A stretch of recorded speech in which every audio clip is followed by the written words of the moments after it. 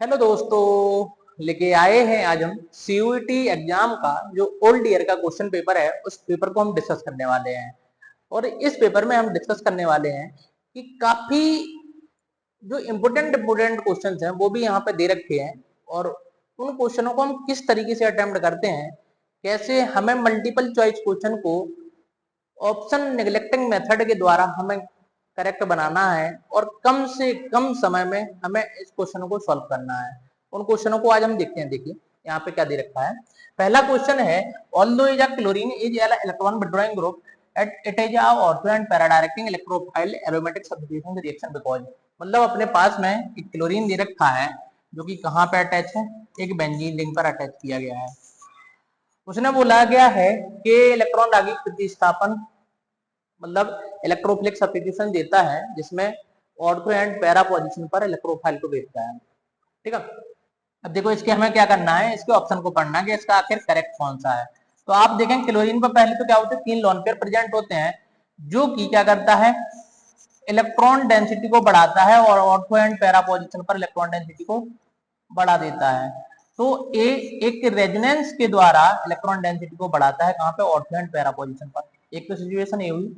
दूसरी क्या है कि जो क्लोरीन है वो कार्बन के कंपैरिजन में एक इलेक्ट्रॉन विड्रॉइंग ग्रुप है, मतलब मोर इलेक्ट्रोनेगेटिव ग्रुप है।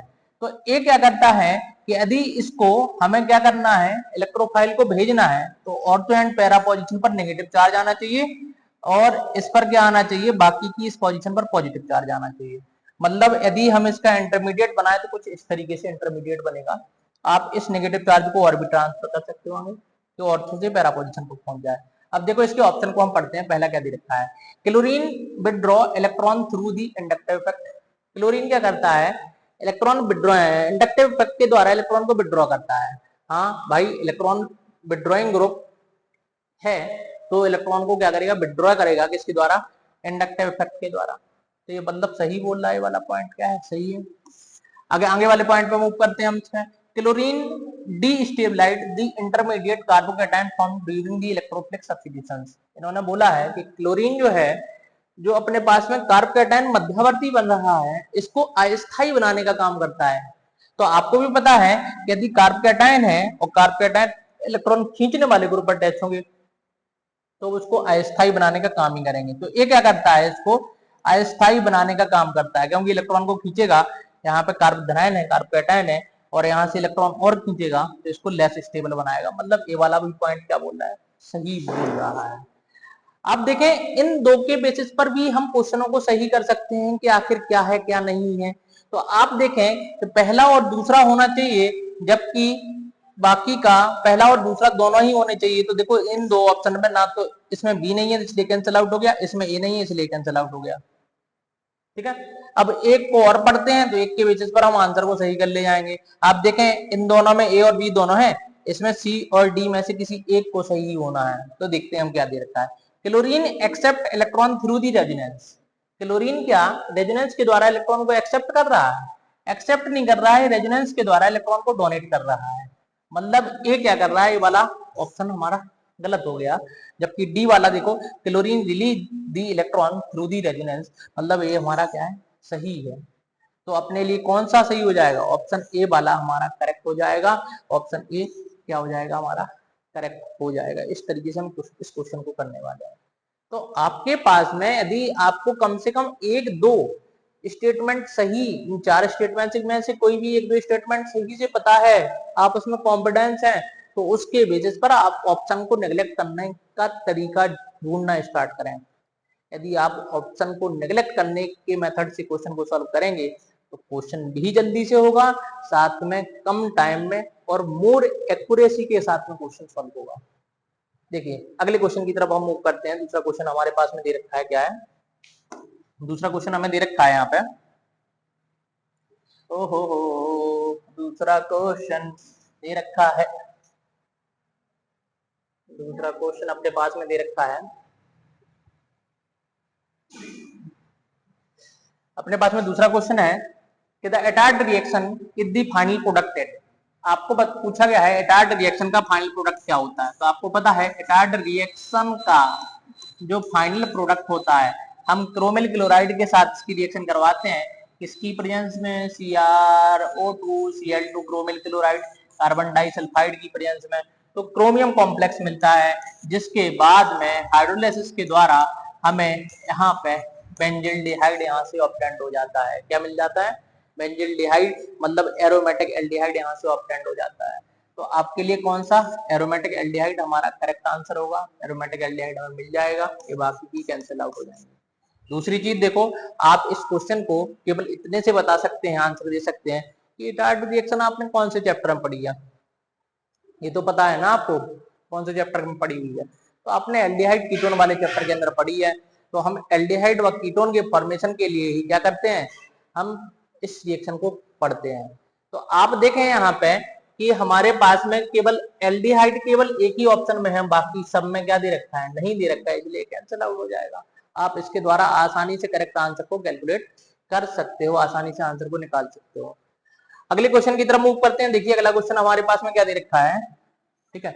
अगला क्वेश्चन अपने पास में क्या दे रखा है, इसमें हमें क्वेश्चन दे रखा है अगला, जिसमें दे रखा है aniline does not undergo Friedel-Crafts reactions because, कारण पूछा गया है कि आखिर एनिलीन किस कारण से फ्रीडल-क्राफ्ट रिएक्शन को नहीं देता है, ठीक है। एनिलीन किस कारण से फ्रीडल-क्राफ्ट रिएक्शन को नहीं देता है। पहला देखो अपने पास में दे रखा है, it form salt with the Lewis acid and catalyst AlCl3।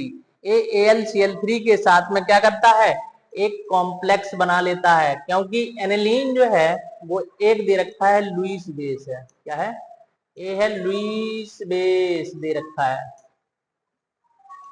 जबकि AlCl3 जो है वो क्या है, लुईस एसिड है, ये लुईस एसिड है। तो एसिड बेस रिएक्शन के द्वारा यहाँ पे क्या बन जाता है, कॉम्प्लेक्स बन जाता है, सॉल्ट का फॉर्मेशन हो जाता है। तो ये वाला अपना क्या है, सही है, बिल्कुल सही बोल रहा है। अगला देखो, nitrogen of the aniline acquire negative charge.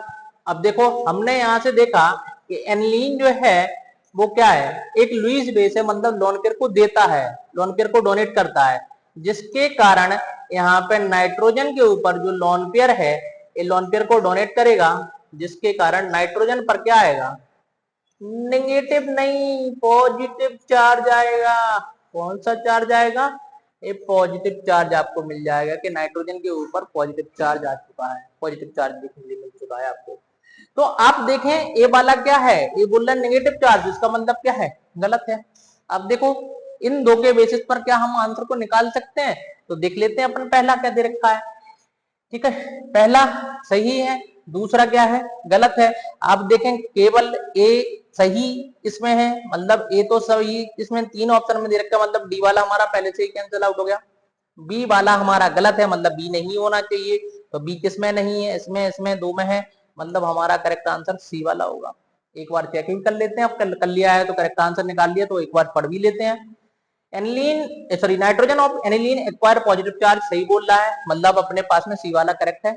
D वाले की तरफ और मूव करते हैं। नाइट्रोजन आगे होने वाली अभिक्रियाओं में एक प्रबल निष्क्रियक रूप में कार्य करता है, मतलब इलेक्ट्रॉन को विड्रॉ करने की तरह काम करता है। क्यों, क्योंकि नाइट्रोजन के ऊपर पॉजिटिव चार्ज आ चुका है, इसको खत्म करने के लिए इलेक्ट्रॉन को क्या करेगा, विड्रॉ करने का काम करेगा।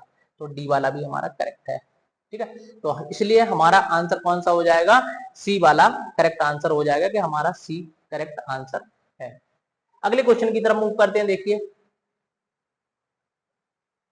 मैच दी फॉलोइंग, और भी बढ़िया क्वेश्चन है इनमें, इनमें देखते हैं अभी हाल कैसे इनको सॉल्व करना है। काफी जल्दी से क्वेश्चन सही तरीके से सॉल्व होते हैं। देखो पहला क्वेश्चन दे रखा है, इन्होंने देखा है कि amino acid linked in a specific sequence, एक विशिष्ट क्रम में अमीनो अम्ल किस में जुड़े हुए होते हैं, तो किस में जुड़े होते हैं बताइए, प्राइमरी स्ट्रक्चर में, सेकेंडरी में, टर्सरी में, क्वाटरनरी में। तो हमारे पास में एक प्राइमरी प्रोटीन जो होता है उसके अंदर जो अमीनो अम्ल का सीक्वेंस होता है वो एक प्रॉपर सीक्वेंस होता है। यदि हम अमीनो अम्ल का सीक्वेंस को चेंज कर दें तो वहां पे सिकल सेल एनीमिया जैसी बीमारी अपन को देखने के लिए मिल जाती है, ठीक है। तो अपन देखें इसका मतलब पहले का क्या है, primary structures of the protein ही दे रखा है। आप देखें मतलब तीन ऑप्शन दे रखे हैं, जिसमें ए वाला है, मतलब एक ऑप्शन हमारा पहले से ही कैंसिल आउट हो चुका है, एक पड़ा एक गया। देखें आप अगला देखें आप यहाँ पे दे रखा है the spiral arrangement of the two और मोर पॉलीपेप्टाइड चेन्स। आप देखें टू और मोर पॉलीपेप्टाइड चेन्स किसके अंदर पाई जाती हैं, तो हमने देखा है quaternary structures of the protein के अंदर जो अपने पास में चतुर्थक प्रोटीन्स है उसके पास में दो से अधिक पॉलीपेप्टाइड चेन पाई जाती है। तो इसका कौन सा आंसर होगा, तीसरा वाला। तो देखो डी वाले का तीसरा क्वेश्चन है डी का थ्री, ये दो कैंसिल आउट हो गए, मतलब हमारे पास में ये थर्ड वाला आंसर करेक्ट हो गया। एक बार और भी चेक कर लेते हैं, regular folding of the specific sequence of the amino acid due to hydrogen bonding. Hydrogen bonding के द्वारा क्या होता है, सीक्वेंस स्पेसिफिक सीक्वेंस के द्वारा अमीनो एसिड जो स्ट्रक्चर्स होती है वो फोल्ड हो जाती है। वो किसमें होती है अपने पास में, टर्सरी टर्सरी सॉरी बी वाले में कितना अपने पास में secondary structures of the protein के अंदर अपन को देखने के लिए मिल जाती है कि ये हमारा करेक्ट आंसर हो जाएगा।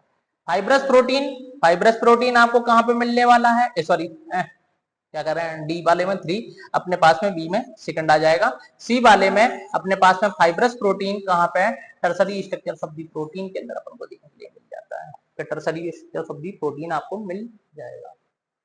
ठीक है, इस तरीके से हम देख सकते हैं कि हमारे पास में ये आंसर अपना हो जाएगा। तो हम दो के बेसिस पर ही आंसर को करेक्ट निकाल सकते हैं कि हमारा आंसर कौन सा करेक्ट है। आगे की तरफ मूव करते हैं, देखिए अगले क्वेश्चन की तरफ जाएं हम, तो अपने पास में क्या बनने वाला है, रेशेदार प्रोटीन। बेसिकली हमारे पास में secondary structure of the protein का दो तो नहीं दे रखे हैं, नहीं दे रखे हैं, चलो ठीक है। अगले की तरफ मूव करते हैं, देखिए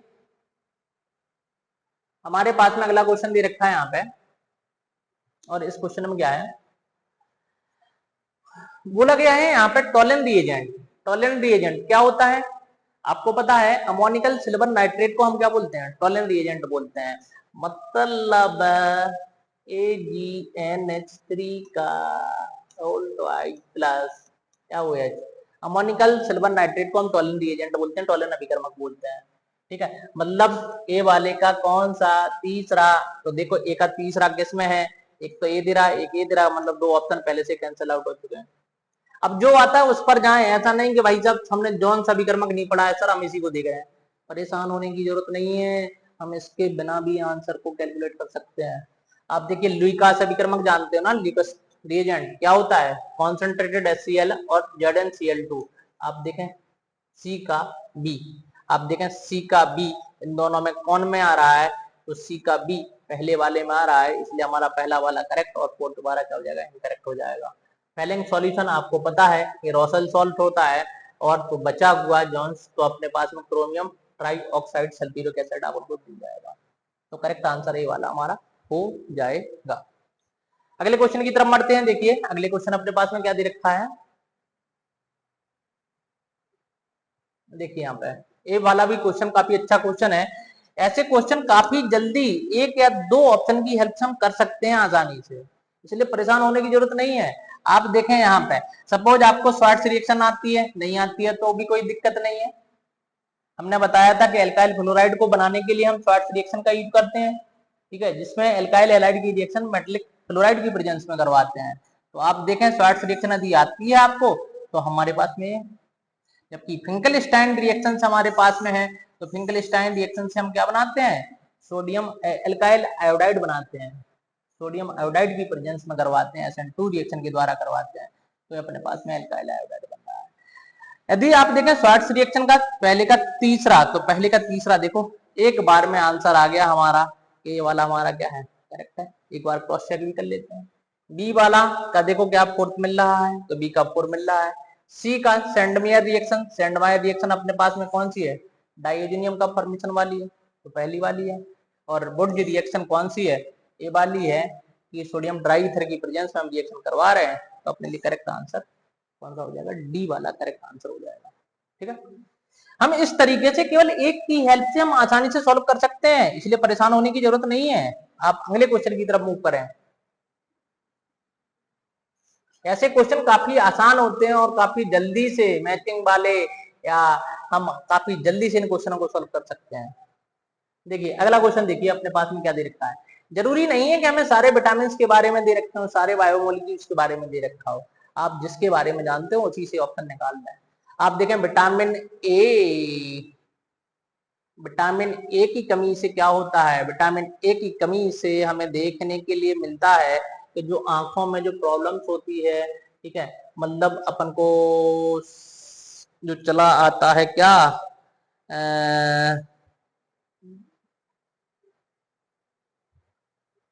ब्लाइंडनेस, ठीक है, कलर ब्लाइंडनेस जैसी समस्याएं जो होती हैं वो हमें देखने के लिए मिलती हैं कहाँ से, विटामिन ए से, जिसको हम बोल सकते हैं जीरोफ्लैथलेमिया।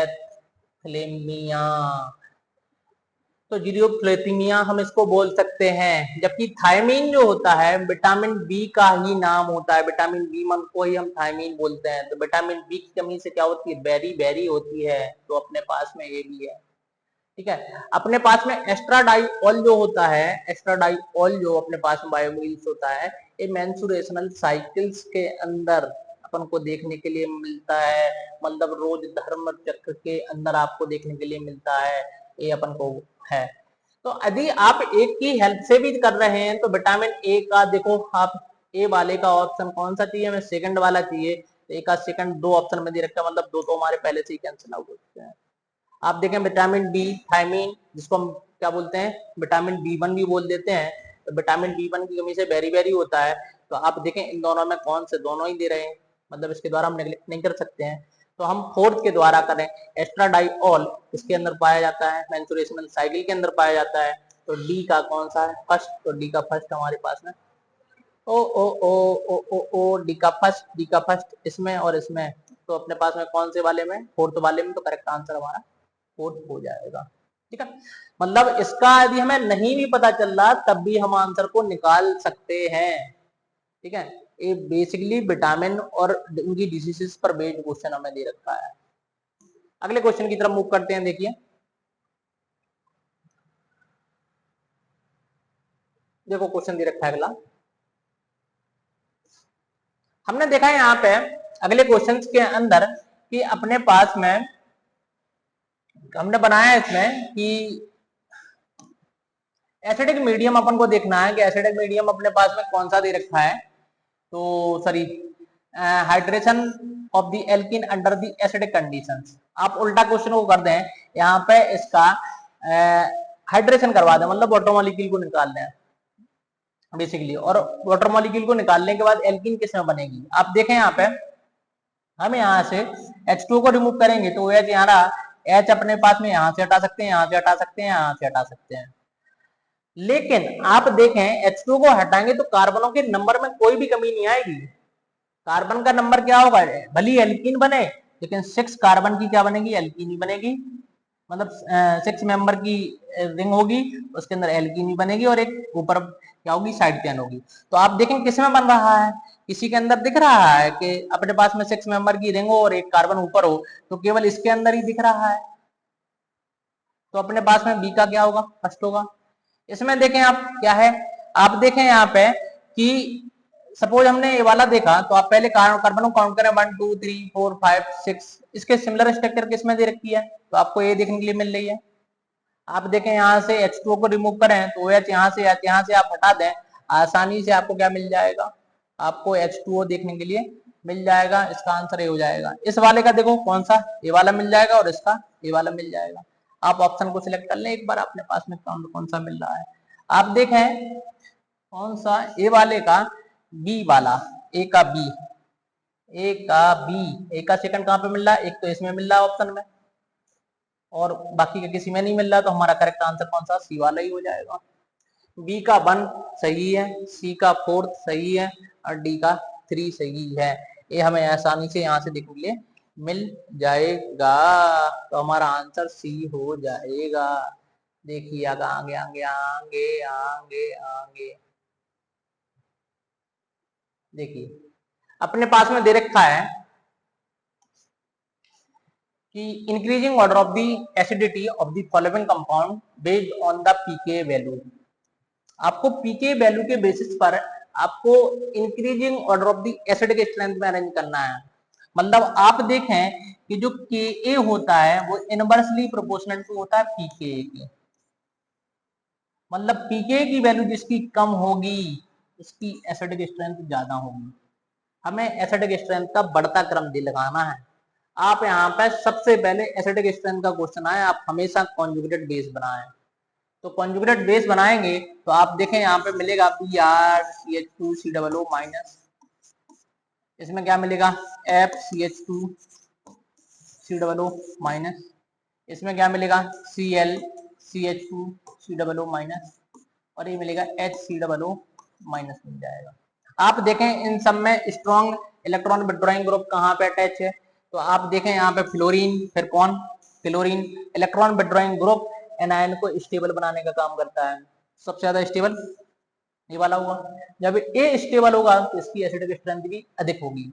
आप देखें सबसे वाले ऑप्शन में सी वाला आगे कहाँ पे दे रखा है, तो दो ऑप्शन है इनमें सी दे रखा है। फिर इसके बाद कौन सा बी, तो अपने पास में बी, फिर कौन सा ए, और लास्ट में डी। तो करेक्ट आंसर कौन सा हो जाएगा, ए वाला हमारा करेक्ट आंसर हो जाएगा। अगले क्वेश्चन की तरफ मूव करते हैं। देखिए अपने पास में क्या दे रखा है अगले क्वेश्चन में। अगले क्वेश्चन में देखिए, ओहो हो भाई भाई भाई, इसमें देखिए फॉर SN2 रिएक्शन, इसमें SN2 reaction increasing order of the reactivity of the following alkyl halide. हमें एल्काइल हैलाइड का इंक्रीजिंग ऑर्डर बताना है, एसिडिक स्ट्रेंथ का इंक्रीजिंग ऑर्डर बताना है कि हमारे पास में क्या होने वाला है। तो आप देखें SN2 रिएक्शन का क्या सीक्वेंस होता है, अपने पास में होता है मिथाइल हैलाइड पर सबसे फास्टर, फिर 1 डिग्री, देन 2 डिग्री, और देन 3 डिग्री। ये हमारे पास में रिएक्टिविटी ऑर्डर होता है। आप देखें सबसे पहले 1 डिग्री हमें देखना है, तो ए वाला एल्काइल हैलाइड क्या है हमारा 1 डिग्री है, ए वाला। ए 2 डिग्री दे रखा है, 2 डिग्री है, 2 डिग्री है। देखिए देखिए देखिए, ए ऊपर वाला 1 डिग्री है पहला वाला, ए 2 डिग्री पहचान लोगे ना आप, तो इतने इंटेलिजेंट हो कि 3 डिग्री। और ए वाले इसको हम बना के दे देते हैं, जिससे आपको थोड़ा सा CH2 का होल ट्वाइस लगा है, तो आपको कुछ इस तरीके से यहाँ पे बनाना है। ये 1 डिग्री है। देखो SN2 रिएक्शन जो होती है वो स्टेरिक हिंड्रेंस पर डिपेंड करती है, किस पर डिपेंड करती है स्टेरिक हिंड्रेंस। जिस पर स्टेरिक हिंड्रेंस की वैल्यू ज्यादा होगी वहां पर रेट क्या होगा कम होगा। तो सबसे फास्टर किस पे होगा, इसमें बीटा वाले ये 2 1 डिग्री हैं, ए वाला और डी वाला 2 1 डिग्री हैं, लेकिन इसके बीटा वाले कार्बन पर कोई भी स्टेरिक हिंड्रेंस नहीं है, जबकि इसके बीटा वाले कार्बन पर एक मिथाइल दे रखा है, जिसके कारण स्टेरिक हिंड्रेंस की वैल्यू दे रखी है। तो आप देखें पहले सबसे पहले ए आएगा, फिर कौन जाएगा डी आएगा। तो देखें सबसे आगे कौन है ए और डी, फिर इसके बाद सबसे लास्ट में सी जाएगा, तो सी और बी करेक्ट आंसर हो जाएगा फोर्थ वाला। ये हमारा करेक्ट आंसर फोर्थ हो जाएगा। ठीक है, अगले क्वेश्चन की तरफ मूव करते हैं। देखिए अपने पास में क्या दे रखा है, देखो अब अपने पास में एक क्वेश्चन दे रखा है कि एक पैराग्राफ दे रखा है, इसके ऊपर बेस्ड क्वेश्चन है। तो पैराग्राफ से मतलब आपको बस इतना समझना है कि एक कौन से चैप्टर से क्वेश्चन दे रहा है, कि कौन से चैप्टर से है, और उसके बेसिस पर आपको क्वेश्चन को सॉल्व करना है। आप देखें बैटरी और cell convert the chemical energy of the redox reaction into the electrical energy. मतलब क्वेश्चन जा रहा है अपना किससे, इलेक्ट्रोकेमिस्ट्री से क्वेश्चन जा रहा है। अब इलेक्ट्रोकेमिस्ट्री से क्वेश्चन जा रहा है तो देखो पढ़ लीजिए आगे क्या दे रखा है पूरा का पूरा, कि अपन को combustion of the fuel like hydrogen and ethanol, मतलब फ्यूल सेल की बात कर रहा है अपन को, are the directly convert into the electrical energy into the fuel cell H2O2। हमने आपको बताया था कि H2O2 सेल जो है वो कहाँ पे अपोलो मिशन में यूज हुआ था। ठीक है, where the hydrogen gas oxidize anode and oxygen gas reduce at the cathode. तो वो दिखा भी रहा है, बढ़िया बात, सही बात। चलो देखते हैं, उसने दिया है 62.7 litre of H2 at STP reactant 15 minute. चलो समझते हैं पहले। The number of the mole of the hydrogen oxidize, पूछा गया ऑक्सीकृत हाइड्रोजन की मोलों की संख्या बताइए।